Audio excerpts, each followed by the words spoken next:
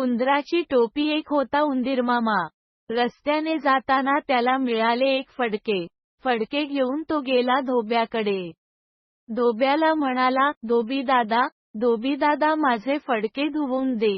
धोब्याने फडके धुवून दिले. मग उंदीरमामा गेला शिंप्याकडे.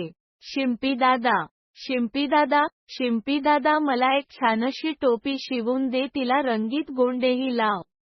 शिंप्याने उंदीरमामाला टोपी शिवून दिली.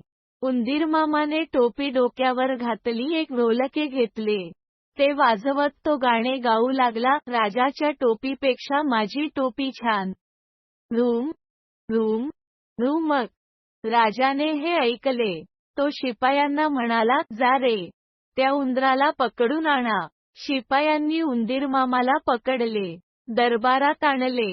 त्याची टोपी काढून राजाकडे दिली.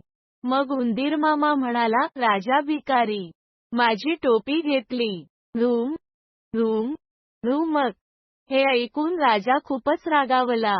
त्याने उंदराकडे टोपी भिरकावली. उंदीरमामाने टोपी पुन्हा डोक्यावर घातली व तो गाणे गाऊ लागला, राजा मला भ्याला, माझी टोपी दिली. Room room room. मग हे गाणे गात गात तो राजवाड्यातून निघून गेला.